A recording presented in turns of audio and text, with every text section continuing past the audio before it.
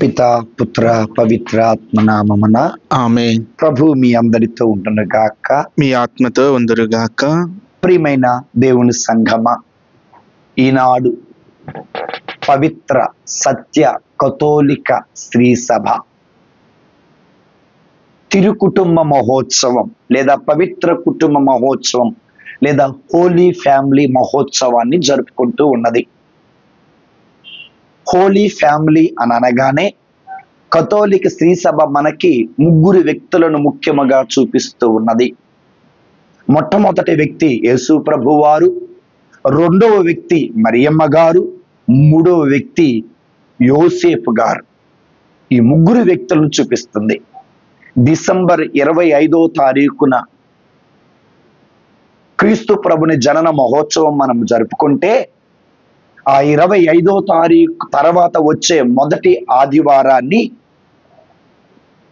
Holi family ఫీస్ట్గా, తిరుకుటుంబ మహోత్సవపు ఆదివారంగా జరుపుకుంటాం దేవుని బిడ్డలారా. అయితే ఈ తిరుకుటుంబ మహోత్సవ ఆదివారాన్ని లూకా శుభవార్త 2వ అధ్యాయం 41వ వచనం నుండి 52 వరకు ఆధారంగా చేసుకుని ఈ పండగ చేస్తుంది పవిత్రమైన కథోలిక స్త్రీ సభ. కాబట్టి దేవుని బిడ్డలారా, సహోదరి సహోదరులారా, ఈ తిరు కుటుంబంలో ముగ్గురికి కామన్గా ఉన్న గుణాలు చూద్దాం. ఆ తర్వాత ముగ్గురులో ఉన్న ప్రత్యేకమైనటువంటి గుణాలు చూద్దాం. నేను మరలా చూస్తున్నాను. ఈ ముగ్గురులో కామన్గా ఉన్నటువంటి గుణాలు చూద్దాం. ఈ ముగ్గురులో ప్రత్యేకంగా ఉన్నటువంటి గుణాలను కూడా మనం చూద్దాం. ఈ ముగ్గురులో కామన్గా ఉన్న గుణాలు ఏంటంటే, ఒకటి పవిత్రత, రెండవది విధేయత, మూడవది విశ్వాసం, నాలుగవది దేవుని చిత్తాన్ని నెరవేర్చడం. జోజప్ప గారిలో, మరియమ్మ గారిలో, బాలయేసు వారిలో ఉన్నటువంటి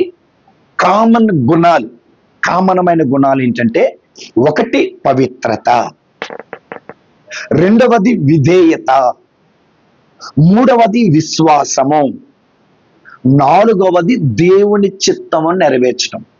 ఈ 4 గుణాలు కలిగి ఉన్నారు కాబట్టే వీళ్ళని పవిత్రమైన కుటుంబం అని పవిత్ర సత్య కథోలిక స్త్రీ సభ గుర్తించి వీరిని గౌరవిస్తుంది, యేసయ్యని ఆరాధిస్తుంది. అయితే దేవుని బిడ్డలారా, ముందుగా యోసేపు గారిని తీసుకుందాం. ఎందుకు యోసేపు గారంటే కుటుంబానికి యజమానుడు తండ్రి. మరి యేసు ప్రభు కుటుంబానికి యజమానుడు యోసేపు గారు, యేసు ప్రభు కుటుంబానికి తండ్రి యోసేపు గారు. కాబట్టి యోసేపు గారిలో ఉన్నటువంటి చాలా ఉన్నాయి, ముఖ్యమైన 2 గుణాలు. మొదటి గుణం ఏంటంటే నీతిమంతుడు. రెండవ గుణం ఏంటంటే కష్టపడి పని చేయటం, హార్డ్ వర్కర్ అంటారు. సో నీతిమంతుడు. మత్తయి శుభవార్తలో 1వ అధ్యాయంలో 19వ వచనంలో ఏమనుంటుందంటే, యోసేపు నీతిమంతుడగుట చేత. చూడండి, బైబిల్ గ్రంథం చక్కగా చెబుతుంది. ఆమె భర్తయగు యోసేపు నీతిమంతుడగుటచే. చాలండి, నీతిమంతుడగుటచే. దేవుని బిడ్డలారా, ఎవరు నీతిమంతుడు అనంటే, నీతిమంతుడికి ఉండేటటువంటి గుణాలు 2 ఉన్నాయి. మొదటి గుణం ఏంటంటే, రోమీయులకు రాసిన లేఖ 2వ అధ్యాయము 13వ వచనాన్ని చూద్దాం. ఏలయనా కేవలము ధర్మశాస్త్రమును వినుట మాత్రమే కాక ధర్మశాస్త్రమునందలి నియమములను అనుసరించుట చేతనే మనుష్యుడు దేవుని ఎదుట నీతిమంతులుగా గావింపబడుదురు. నీతిమంతులు అవుతారు. ధర్మశాస్త్రం వింటే సరిపోదట, వాక్యమును వింటే సరిపోదట, వాక్యమును బోధిస్తే సరిపోదట, పాటలు పాడితే సరిపోదట. అక్కడ అంటున్నారు, వాక్యము వినే నువ్వు, వాక్యము చదివే నువ్వు, వాక్యమును బోధించే నువ్వు ఎప్పుడైతే ఆ వాక్యం ప్రకారం బ్రతుకుతావో అప్పుడు దేవుని దృష్టిలో నీతిమంతుడు అవుతావు అని అంటున్నారు. సో అలా ధర్మశాస్త్రము తెలిసి ధర్మశాస్త్రానికి విధేయత చూపిన వారే యోసేపు గారు.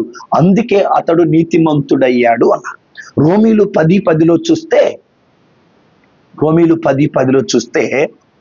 ఏలైనా మానవుడు హృదయముతో విశ్వసించి నీతిమంతుడగును. చాలు, నీతిమంతుడగును. నువ్వు ఎప్పుడైతే ప్రభుని హృదయముతో విశ్వసిస్తావో అప్పుడు నీతిమంతుడు అవుతావు అని వాక్యం పలుకుతుంది. సో యోసేపు గారు నీతిమంతుడు ఎలా అయ్యాడంటే, ధర్మశాస్త్రం ఆయనకి తెలుసు, ధర్మశాస్త్రానికి ఆయన విధేయత చూపాడు, దేవదూత చెప్పినటువంటి మాటలను శ్రద్ధగా విని విశ్వసించాడు కాబట్టి అతడు నీతిమంతుడు అని వాక్యం తెలియచేస్తుంది. బైబిల్ గ్రంథంలో యోసేపు లాంటి నీతిమంతులు చాలా మంది ఉన్నారు. యాకోబు కుమారుడు యోసేపు కూడా నీతిమంతుడే, హానోకు కూడా నీతిమంతుడే, దేవుని బిడ్డలారా. ఏలియా నీతిమంతుడే, అబ్రహాము నీతిమంతుడే, దానియేలు నీతిమంతులే. ఇలా నీతిమంతులు చాలా మంది ఉన్నారు. వీరిని నీతిమంతులు అని ఎందుకు అన్నారు అంటే, ధర్మశాస్త్రం విన్నారు, ధర్మశాస్త్రం ప్రకారం జీవించారు, ఆ ధర్మశాస్త్రానికి విధేయత చూపారు, అందుకే వారిని నీతిమంతులు అన్నారు. అయితే నీతిమంతుడైన యోసేపుకి దేవుడు ఇచ్చిన గొప్ప భాగ్యం ఏంటంటే, కలలో కనపడి జరగబోయే విషయాలను తెలియచేశాడు. నేను మరలా చెబుతున్నా, నీతిమంతుడైన యోసేపుకి కలలో దేవుడు కనపడి, దేవదూత ద్వారా కనపడి జరగబోయే విషయాలను తెలియచేశాడు. ఉదాహరణకి దేవుని బిడ్డలారా, మత్తయి శుభవార్తలో 1వ అధ్యాయము 20వ వచనం చదివితే, అక్కడ నీ భార్య అయిన మరియమ్మని స్వీకరించు మాకు, నీ భార్య అయిన మరియమ్మను స్వీకరించుటకు నువ్వు భయపడవలదు, ఆమె పవిత్రాత్మ ప్రభావం వలన గర్భం ధరించింది, ఆమె ఒక కుమారుని కనును, ఆయనకి ఇమ్మానుయేలు అని పేరు పెట్టును, ఆయన యేసు లోకరక్షకుడని. జరగబోయే విషయాలన్నీ కూడా, భార్య విషయంలో జరగబోయే విషయాలు, కుమారుడి విషయంలో జరగబోయే విషయాలు దేవుడు యోసేపుకు తెలియచేశాడు. ఎందుకు అలా తెలియచేశాడంటే, యోసేపు నీతిమంతుడు. ప్రియమైన సోదరులారా, ప్రియమైన తండ్రులారా, ప్రియమైన యజమానులారా ఉంటున్నారా? నీ జీవితంలోను, నీ భార్య జీవితంలోను, నీ బిడ్డల జీవితంలో జరగబోయే విషయాలు దేవుడు ముందుగానే నీకు తెలియచేయాలి అంటే నీవు నీతి కలిగి ఉండాలి అని వాక్యం పలుకుతుంది. నువ్వు నీతి కలిగి ఉండాలి అనంటే వినాలి, విశ్వసించాలి, విధేయత చూపాలి అని వాక్యం పలుకుతుంది. దేవుని బిడ్డలారా, బైబిల్ గ్రంథంలో చూస్తే అబ్రహాం గారితో కూడా అంటాడు, నీ చుట్టప్రక్కలను నీ బంధువులు అందరూ వదిలిపెట్టి నేను చూపించే దేశానికి నువ్వు వెళితే ఆకాశంలో నక్షత్రాల, సముద్రంలో ఇసుక రేణువులా చేస్తానని వాక్యం పలికింది. ఎందుకు ఈ మాట అంటున్నాను? ఆయన విశ్వసించాడు, విధేయత చూపాడు, దేవుని దృష్టిలో నీతిమంతుడయ్యాడు. మరి తన జీవితంలో తన కుటుంబానికి జరగబోయేది దేవుడు ముందుగానే తెలియచేశాడు. ప్రియ దేవుని బిడ్డలారా, మరి దానియేలు ఎంత నీతిమంతుడో మనందరికీ తెలుసు. మరి దానియేలుకి జరగబోయే విషయాలు దేవుడు ముందుగానే తెలియచేశాడు. మరి యోసేపు దేవుని ఎంత నీతిమంతుడో తెలియచేశాడు. కళ్ళను వివరించగలిగారు దేవుని బిడ్డలారా. సో కాబట్టి మన జీవితంలో, మన కుటుంబ జీవితంలో, బిడ్డల జీవితంలో జరగబోయే విషయాలు దేవుడు ముందుగానే ప్రవచనాల ద్వారా, వాక్య రూపంలో, కళల ద్వారా, దేవదూతల ద్వారా మనకు తెలియచేయాలంటే మనము నీతి కలిగి ఉండాలి. నీతి కలిగి ఉండాలంటే వాక్యమును వినాలి, హృదయముతో విశ్వసించాలి, ఆ వాక్యానికి విధేయత చూపాలి. ఇది యోసేపు గారిలో మొట్టమొదటిది. అది మాత్రమే కాదు, యోసేపు హెరోదు బిడ్డను వెతకటానికి ప్రయత్నం చేస్తున్నాడు. సో జరగబోయేది చెప్పాడు, నీ భార్యను తీసుకుని ఐగుప్తుకి వెళ్ళమని పలికాడు. సో జరగబోయే విషయాలు, జరగబోయే ఆటంకాలన్నీ కూడా ముందుగానే దేవుడు తెలియచేస్తాడు నీతిమంతులకి. ప్రియ దేవుని బిడ్డలారా, ఇది మొదటిది. రెండవది, యోసేపు గారికి ఉన్నటువంటి గుణం ఏంటంటే కష్టపడి పనిచేసేటటువంటి మనస్తత్వం. రోజున ప్రతి భర్తకు ఉండవలసిన గుణం, ప్రతి పురుషుడికి ఉండవలసిన గుణం, ప్రతి యజమానుడికి ఉండవలసిన గుణం ఏంటంటే కష్టపడి పని చేయాలి. మార్కు శుభవార్త 6వ అధ్యాయం 3వ వచనంలో ఏమనంటుందంటే, ఇతడు వడ్రంగి కుమారుడు కాడా అని అంటారు. ఎవరి మాట? ధర్మశాస్త్ర బోధకులు, పరిసయ్యులు, పెద్దలు అంటారు, ఇతడు వడ్రంగి కుమారుడు కాదా అంటే యోసేపు గారు ఎవరు? వడ్రంగి, కష్టపడి పనిచేసేవాడు, నిత్యము కష్టం చేసేవాడు. దేవుని బిడ్డలారా, అందుకే ఆదాముతో కూడా అంటాడు, ఆది కాండంలో 3వ అధ్యాయంలో 19వ వచనంలో, ఆదాము బ్రతికినంత కాలం కష్టపడి చెమటోర్చి పట్టకూడు సంపాదించుకుందువుగాక అని అన్నాడండి. అంటే చూడండి దేవుని బిడ్డలో ఎంత చక్కనైనటువంటి మాట ఇది. ఏమన్నారు అంటే కష్టపడు ఆదాము, నువ్వు కష్టపడాలి అని అన్నారు. ఓ యజమానుడా, ఓ తండ్రి, కుటుంబానికి యజమానుడా, సంఘానికి యజమానుడా, జీవితంలో కష్టపడటం నేర్చుకోవాలి. ఇది యోసేపు గారి నుండి మనం నేర్చుకోవాల్సింది ప్రియమైన దేవుని బిడ్డల. అయితే కష్టపడేటటువంటి తండ్రి అట తన కష్టార్జితాన్ని తాను అనుభవిస్తాడట. కష్టపడే తండ్రి అంట తన శ్రమను తానే అనుభవిస్తాడు. అది పరుల సొమ్ము కాదట. 128వ కీర్తన 1-2 వచనాలు, ముందుగా 2వ వచనం చదువుకుందాం. ఇది తప్పనిసరిగా విందాం దేవుని బిడ్డల. 128వ కీర్తన 2వ వచనం. ఆత్మమా 128వ కీర్తన 2వ వచనం. నీ కష్టార్జితాన్ని నీవు అనుభవింతువు. నువ్వు అనుభవిస్తావు. నీవు చాలండి, ఎంత చక్కనైన మాట పలుకుతున్నారు. నీ కష్టార్జితాన్ని నువ్వు అనుభవిస్తావు. నీ కష్టార్జితాన్ని ఎవరు దేవుని ఎడల భయభక్తులు కలిగి దేవుని విశ్వసించినటువంటి నరుడు ధన్యుడట. ఇతడట తన కష్టార్జితాన్ని తాను అనుభవిస్తాడు. దేవుని ఎడల భయభక్తులు కలిగిన నరుడు దేవుని వాక్యమును విని హృదయముతో విశ్వసించి వాక్యానుసారం నడుచుకున్నటువంటి నరుడికి ఎలాంటి చెడు అలవాట్లు ఉండవు. అతడు ఒక నీతిమంతుడు. ఎలాంటి చెడు అలవాట్లు లేనటువంటి ఒక తండ్రి కష్టపడి పనిచేసినప్పుడు అది చెడు వ్యసనాలకి అది బానిస కావు. చెడు అలవాట్లకి ఆ సొమ్మును ఖర్చు పెట్టం. చెడు అలవాట్లు అంటే మద్యపానం, ధూమపానం, గుట్కా, పాన్పర, గంజాయి, అశ్లీలమైన బొమ్మలు, పరస్త్రీ వ్యామోహం, పరపురుషుడు వ్యామోహం, బెట్టింగ్స్, జూదము, ఇలాంటి వాటికి నువ్వు బానిసవు కావు. బానిస కానప్పుడు నీ కష్టార్జితం నీ జేబులో ఉంటది. ఆ కష్టార్జితం నువ్వు అనుభవిస్తావు, నీ బిడ్డలు కూడా అనుభవిస్తారు. కాబట్టి యోసేపు గారికి ఉన్న గుణం కష్టపడి పనిచేయటం, తన కష్టార్జితంతో భార్యని బిడ్డని పోషించుకున్నాడు. కాబట్టి తండ్రి నుండి మనం నేర్చుకోవాల్సిన 2: ఒకటి, నీతిగా ప్రతి తండ్రి బ్రతకాలి. 2వది, కష్టపడి ప్రతి తండ్రి బ్రతకాలని వాక్యం మనకు బోధిస్తుంది. ప్రియ దేవుని బిడ్డలారా, ఇక కుటుంబంలో 2వ వ్యక్తి మరియమ్మ గారు, తల్లి. సో మరియమాతలో ఉన్నటువంటి 4 ముఖ్యమైనటువంటి గుణాలు. మొదటి గుణం విధేయత, 2వ గుణం గౌరవించటం, 3వ గుణం బిడ్డని పెంచటం, 4వ గుణం పరులకు సహాయం చేయటం. ఈ 4 కూడా మరియ తల్లిలో మనం చూస్తున్నాం. ప్రతి తల్లిలో ఈ 4 ఉండాలి.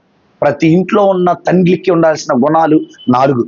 మొదటిది విధేయత, 2వది గౌరవించటం, 3వది బిడ్డలని పెంచటం, 4వది పరులకు సహాయం చేయటం.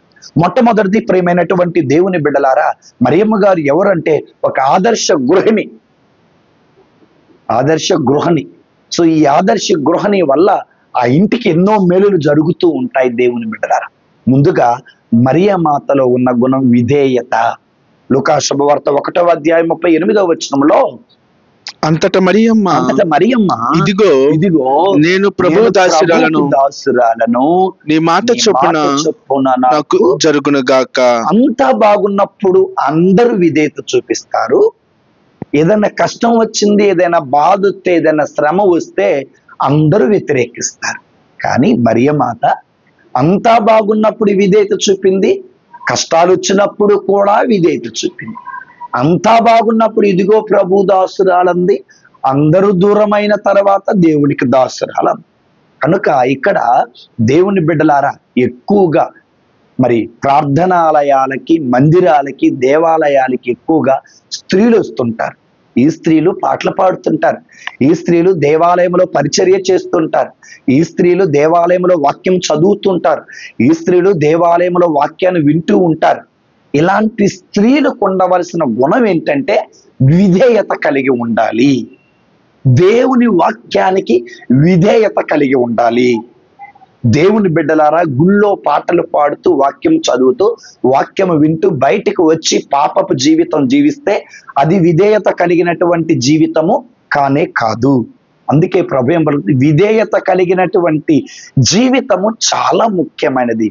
మరియ తల్లి చివరికి తన కొడుకు సిలువలో వేలాడుతున్నప్పుడు కూడా విధేయత కలిగే ఉన్నది. చివరికి పెంతుకోస్తు పండగ దినమున విధేయత కలిగే ఉన్నది. విధేయత విజయానికి మొట్టమొదటి మెట్టు, గర్వము పతనానికి మొట్టమొదటి మెట్టు. ఈ రోజున నీలో మరియ తల్లి ఒక విజయమైన తల్లిగా నిలిచిందంటే, విజయమైన భార్యగా నిలిచిందంటే కారణం విధేయత. కనుక ప్రతి తల్లిలో ఉండవలసిన గుణం, ప్రతి స్త్రీలో ఉండవలసిన గుణం విధేయత. విధేయత కలిగిన హృదయం అందమైన హృదయం.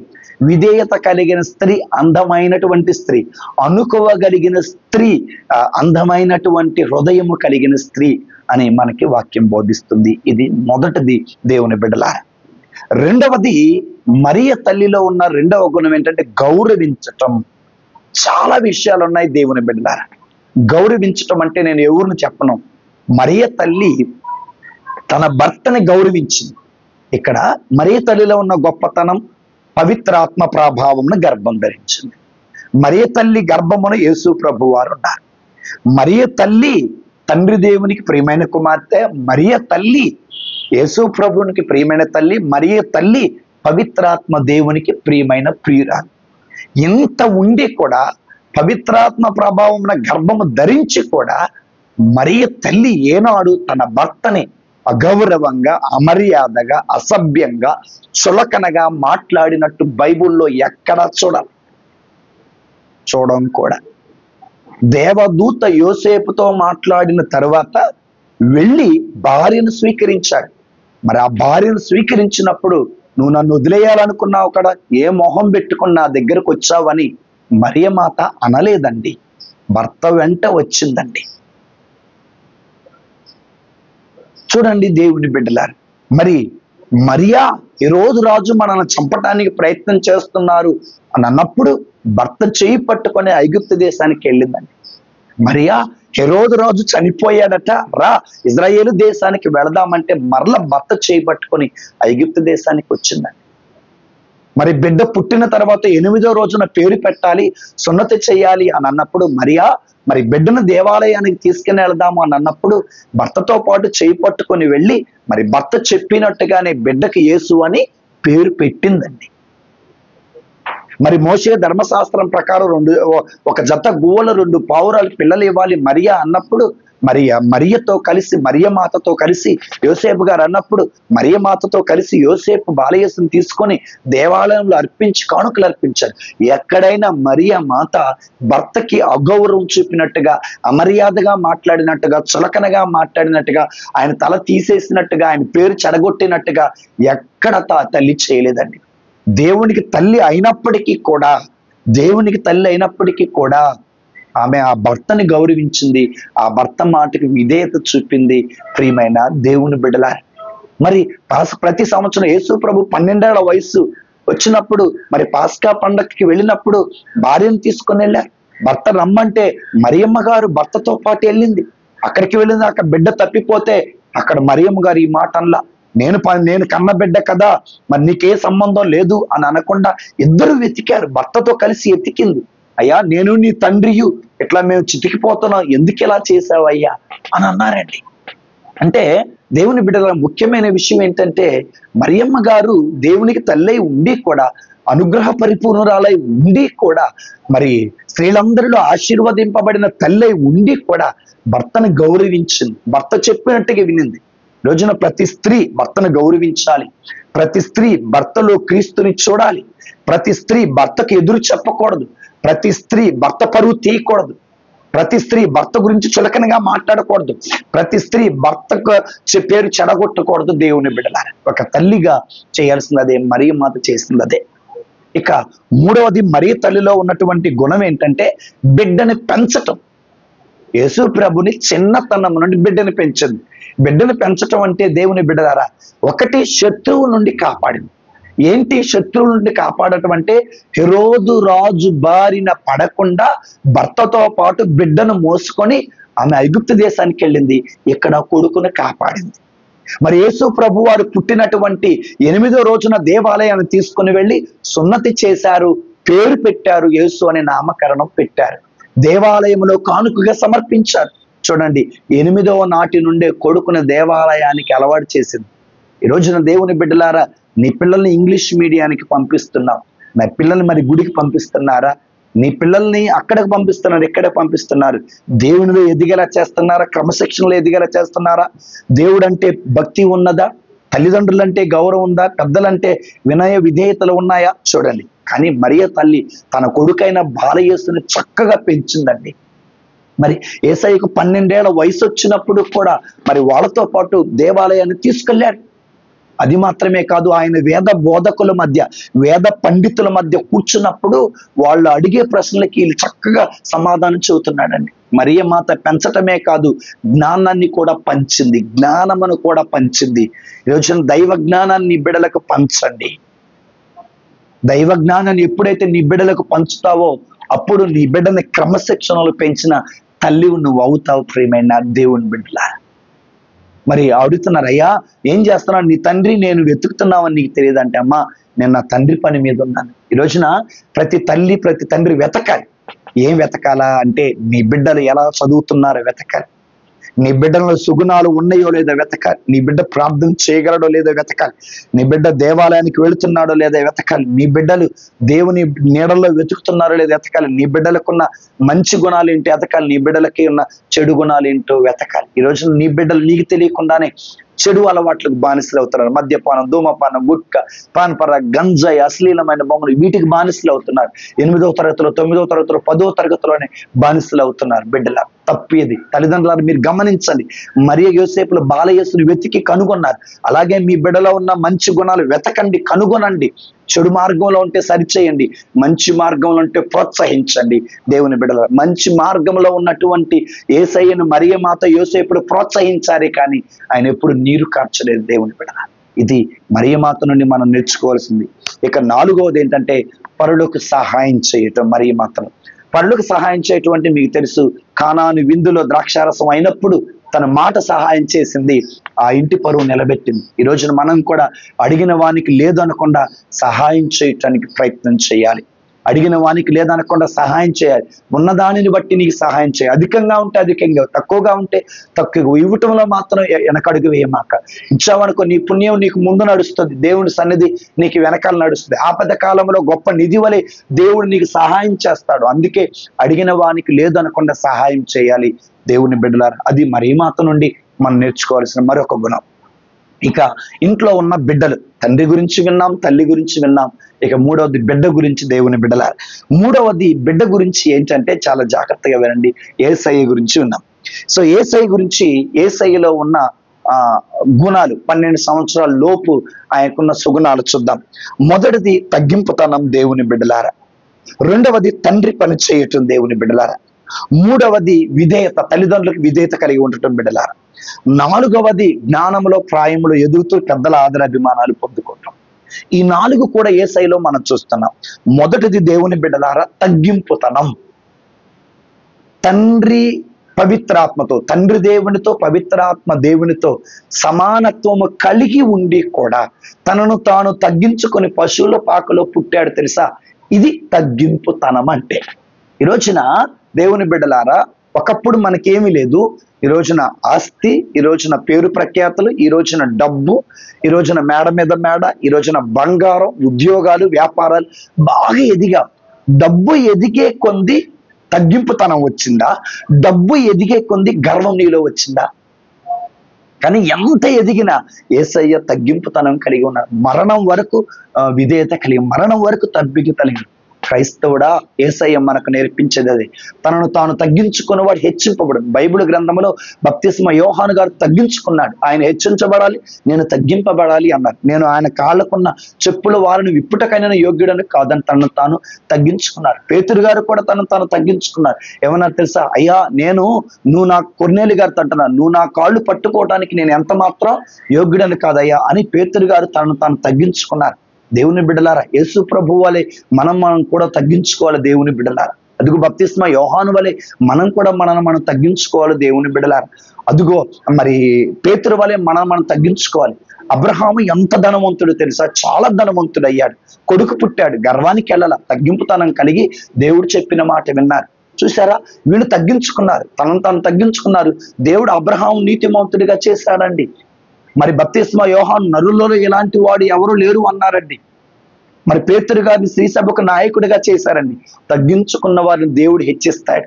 మరి ఈ రోజున్న దేవుని బిడ్డలారా, మిమ్మల్ని మీరు తగ్గించుకుంటున్నారా? ఆలోచన చేయండి. బాగా పాడొచ్చు, తగ్గింపుతనం ఉండాలి. బాగా వాక్యం చెప్పొచ్చు, తగ్గింపుతనం కలిగి ఉండాలి. పెద్ద సంఘం నీకు ఉండొచ్చు, తగ్గింపుతనం కలిగి ఉండాలి. ఎంత తగ్గింపుతనం ఉంటావో దేవుడు నిన్ను అంత హెచ్చిస్తాడు. ఇది మొదటిది. రెండవది దేవుని బిడ్డలారా తండ్రి పని మీద ఉన్నానని. లోకాశుభవార్త 2:49 ఆ తల్లిదండ్రులు అడుగుతారు, అయ్యా నువ్వు ఎందుకు ఇలా చేసావయ్యా, నేను నీ తండ్రి నీ కోసం వెతుకుతున్నావు అని అన్నప్పుడు, అమ్మా నేను నా తండ్రి పని మీద ఉన్నానని మీకు తెలియదా అంటాడు. ఈ లోకానికి పరలోకమును వీడి భూలోకానికి యేసయ్య వచ్చారు. ఎందుకు వచ్చాడంటే భూలోకాన్ని పరలోకాన్ని చేయటంగా వచ్చాడు. నేను మరలా చెబుతున్నాను, పరలోకమును వీడి భూలోకానికి వచ్చాడు. నేనేమంటానంటే పరలోకం భూలోకానికి వచ్చింది ఎందుకు అనగా భూలోకాన్ని పరలోకానిగా మార్చటం కోసము అని. అంటే దీని అర్థం ఏంటి, నేను నా తండ్రి చిత్తాన్ని ఎప్పుడైతే నెరవేరుస్తానో ఆ పరలోకంలో ఉన్నటువంటి లోకం భూలోకానికి వస్తుంది, భూలోకం కూడా పరలోకంగా మార్చబడుతుంది అనేటటువంటి సత్యం. కనుక దేవుని బిడ్డలారా తండ్రి పని, మరి తండ్రి యోసేపుకు అప్పగించిన పని నెరవేర్చారు, మరియ తల్లి యోసేపుకు అప్పగించిన పని నెరవేర్చారు. మరి యేసు ప్రభు వారు కూడా తండ్రి దేవుడు అప్పగించిన పని నెరవేర్చారు. తల్లిగా దేవుడు నీకు ఒక బాధ్యత అప్పగించాడు, తండ్రిగా ఒక బాధ్యత అప్పగించాడు, బిడ్డలుగా ఒక బాధ్యత అప్పగించాడు, సేవకుడిగా ఒక బాధ్యత అప్పగించాడు, నాయకుడిగా ఒక బాధ్యత అప్పగించాడు, ఉద్యోగిగా ఒక బాధ్యత అప్పగించాడు.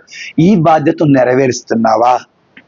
ఎవరైతే వారి వారి బాధ్యతలు సక్రమంగా నెరవేరుస్తారో వారు దేవుని చిత్తాన్ని నెరవేరుస్తారు. తిమోతికి రాసినటువంటి మొదటి లేఖలో 2వ అధ్యాయం 1 నుంచి చదివితే, రాజుల కోసం, నాయకుల కోసం, పరిపాలకుల కోసం ప్రార్థన చేయండి, ఎందుకంటే లోకమంతా సామరస్యంగా శాంతియుత పదములు నడవాలంటే ప్రార్థన చేయాలి అని అన్నారు. అంటే దాని అర్థం ఏంటి, ప్రార్థన చేయటానికి కొంతమందిని, వాక్యం చదవటానికి కొంతమందిని, పాలకులను కొంతమందిని, నాయకులు కొంతమందిని, ఉద్యోగస్తులు కొంతమంది దేవుడే నియమించారు. ఈ నియమించబడినటువంటి వారు సక్రమంగా వారి కార్యాలు చేస్తే యేసు ప్రభు వాళ్ళు దేవుని చిత్తాన్ని నెరవేర్చిన వాళ్ళు అవుతారు. అలాగే ప్రియమైన స్టూడెంట్స్, యువకులారా, తల్లిదండ్రులు మనకు అప్పగించారు బాగా చదువుకోండి. తల్లిదండ్రులు ఒక చోట, మనం ఒక చోట బ్రతుకుతున్నాం. మరి తల్లిదండ్రులు చూడటం లేదని, తల్లిదండ్రులు వినటం లేదని చక్కగా చదువుతున్నావా? చెడు స్నేహంలో, చెడు మాయలో, చెడు లోకంలో పడిపోయి చెడు అలవాట్లకు బానిసవైపోయి నీ జీవితాన్ని, నీ చదువుని పాడు చేసుకుంటున్నావా? తల్లిదండ్రులు పేరు పరువు తీస్తున్నావా?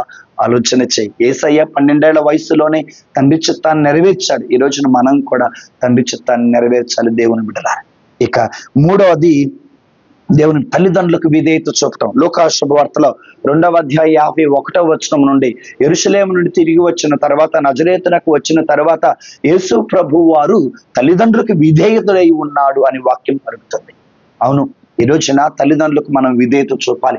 ఎవరైతే తల్లిదండ్రులకు విధేయత చూపుతారో దేవుడు వారిని దీవిస్తాడట. తల్లిదండ్రులు చెప్పిన మాటలకి విధేయత చూపుతారు. ఈ రోజున తల్లిదండ్రులు విధేయత చూపేవాళ్ళు, తల్లిదండ్రులు తిడుతున్నారు, తల్లిదండ్రులు మీ చేతులు చేసుకుంటున్నారు, తల్లిదండ్రులు అసభ్యంగా మాట్లాడుతున్నారు, తల్లిదండ్రులు చులకనగా మాట్లాడుతున్నారు. అలా చెయ్యకండి దేవుని బిడ్డలారా. తల్లిదండ్రులు గౌరవించుదాం, తల్లిదండ్రులు ప్రేమించుదాం. యేసయ్య నుండి మనం నేర్చుకోవాల్సినది. ఇక 4వది దేవుని బిడ్డలారా, యేసు ప్రభు నుండి మనం నేర్చుకునేది లోకాశుభవార్త 2వ అధ్యాయం 52వ వచనంలో, జ్ఞానములో, ప్రాయములో, పెద్దల ఆదరాభిమానాలలో దేవుని అనుగ్రహంలో ఎదిగాడు. అంటే వయసు పెరిగే కొద్ది జ్ఞానం పెరగాలి, వయసు పెరిగే కొద్ది పెద్దల ఆదరాభిమానాలు మనకుండాలి, వయసు పెరిగే కొద్ది దేవుని అనుగ్రహం మనకుండాలి. ప్రియమైన యువతలారా, వింటున్నారా? వయసు పెరిగే కొద్ది నువ్వు ఎదిగావా? ఎదగాలి అంటే మనలో ఎంతో తగ్గింపుతనం ఉండాలి దేవుని బిడ్డ. మరి ప్రాయంలో ఎదిగాడు. ధర్మశాస్త్ర బోధకులు ఆశ్చర్యపడే విధంగా యేసయ్య వాళ్ళతో మాట్లాడాడు. ఆయన మాటలు విని, ఆయన అద్భుత కార్యాలు చూసి ప్రజల ఆదర అభిమానాలు ఆయనకు వచ్చాయి. దేవుని అనుగ్రహాన్ని ఎప్పుడు పోగొట్టుకోలేదు. సంసోనులాగా దేవుని అనుగ్రహాన్ని పోగొట్టుకోలేదు, దావీదులాగా, సౌలులాగా దేవుని అనుగ్రహాన్ని పోగొట్టుకోలే.